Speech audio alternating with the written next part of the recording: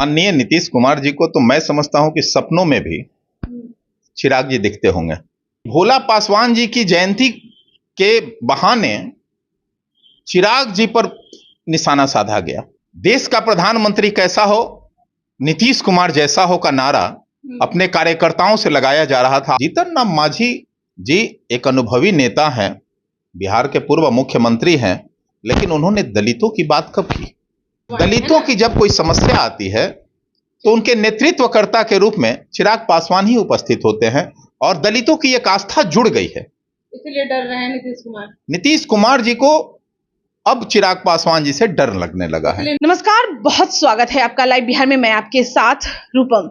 देखिए, संसद में जिस तरह से हंगामा हो रहा है, महिला बिल को लेकर आरक्षण में आरक्षण मांगा जा रहा है। कई लोग कह रहे हैं कि भाई ये सही है, लेकिन विपक्ष वाले की अगर बात करें तो वो आरक्षण में आरक्षण मांग रहे हैं कि तभी जाकर सभी महिलाओं को हक उनको मिल पाएगा। आरजेडी कह रही है कि अगर आरक्षण नहीं दिया जाएगा तो आप ही बताइए कि भाई मुनिया देवी जैसी महिला जो है वो कैसे आगे बढ़ पाएगी।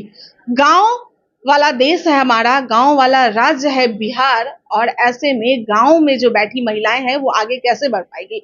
आपने देखा ही है कि किस तरह से ललन सिंह और चिराग पासवान एक दूसरे पर कैसे प्रहार करते नजर आ रहे हैं। आज इसी बनिस्पत हम बात करेंगे। आज हमारे साथ लोजपा रामविलास पासवान की पार्टी के मुख्य प्रवक्ता राजेश भट्ट हमारे साथ जुड़े हुए हैं।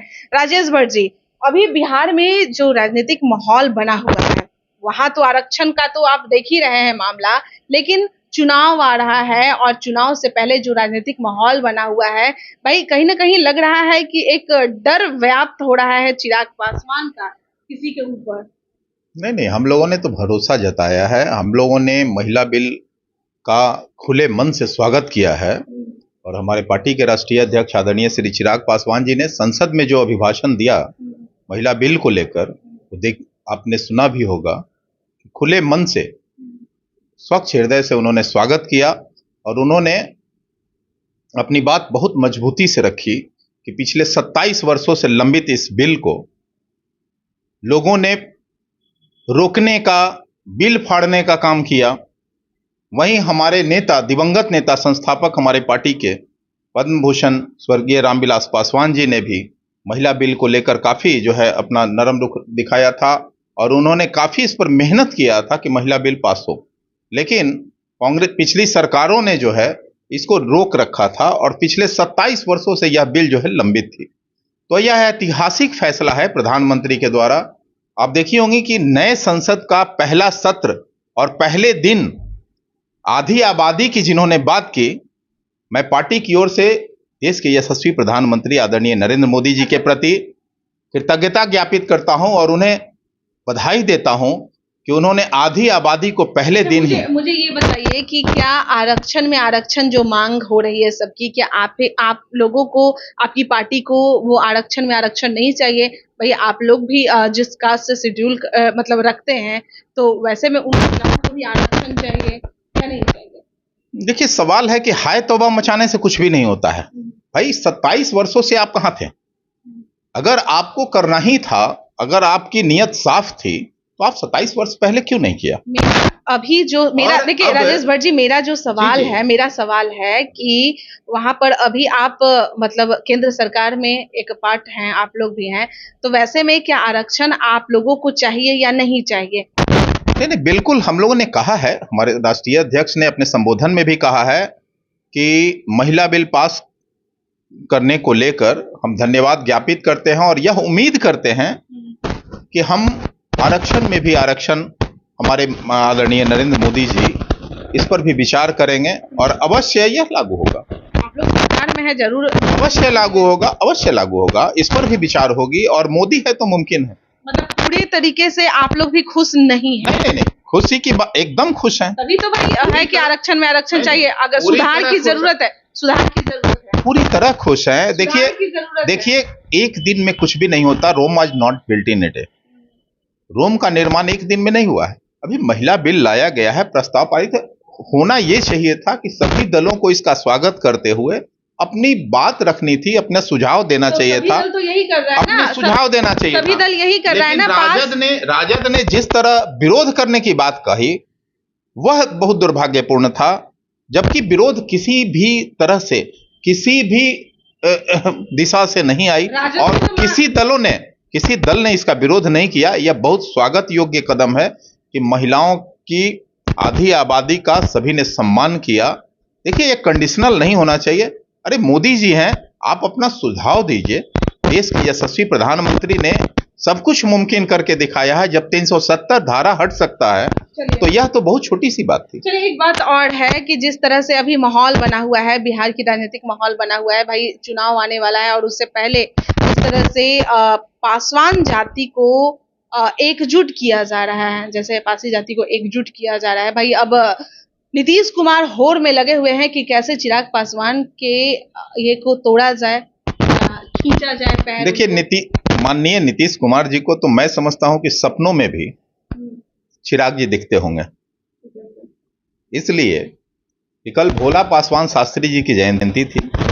110वीं जयंती के अवसर पर तमाम दलों ने उनकी जयंती का जो है कार्यक्रम आयोजित किया था, लेकिन तमाम दलों में देखी गई कि बहुत श्रद्धापूर्ण तरीके से उन्हें नमन किया गया और पुष्पांजलि अर्पित की गई। उनके कृतित्व व्यक्तित्व पर विस्तार से चर्चा की गई। भोला पासवान जी के त्याग, समर्पण और देश के प्रति निष्ठा, क्योंकि पहले दलित मुख्यमंत्री थे भारत के। वहीं जदयू में देखा गया कि कर्पूरी सभागार में जो भोला पासवान जी की जयंती मनाई जा रही थी, उस पर दो चीज बहुत अप्रत्याशित मुझे लगी। एक कि भोला पासवान जी की जयंती के बहाने चिराग जी पर निशाना साधा गया, जो बहुत दुर्भाग्यपूर्ण है। अरे, जयंती पर राजनीति करना कहां से सही है? मतलब वो भी मान गए हैं कि अब भाई चिराग ही तो उन्हें ये तय है कि चिराग जी से उन्हें डर लगता है।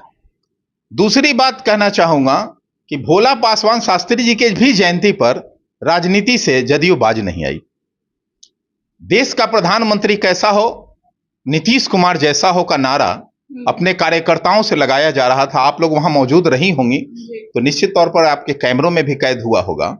अब आप समझिए कि एक तरफ नीतीश कुमार जी मंच से कहते हैं कि मैं प्रधानमंत्री का दावेदार नहीं हूं, उम्मीदवार नहीं हूं, संयोजक का भी उम्मीदवार नहीं हूं, अब तो ये कहने लगे हैं। तो मुझे नहीं लगता है कि धीरे धीरे उनके दिल में ये टीस क्यों है।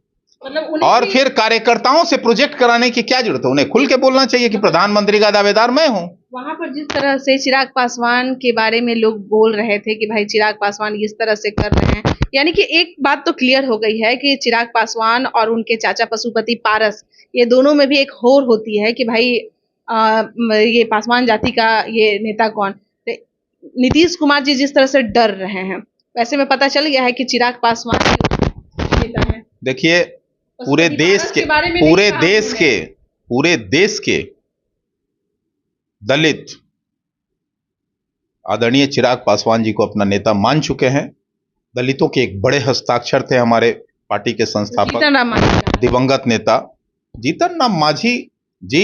एक अनुभवी नेता हैं, बिहार के पूर्व मुख्यमंत्री हैं, लेकिन उन्होंने दलितों की बात कब की?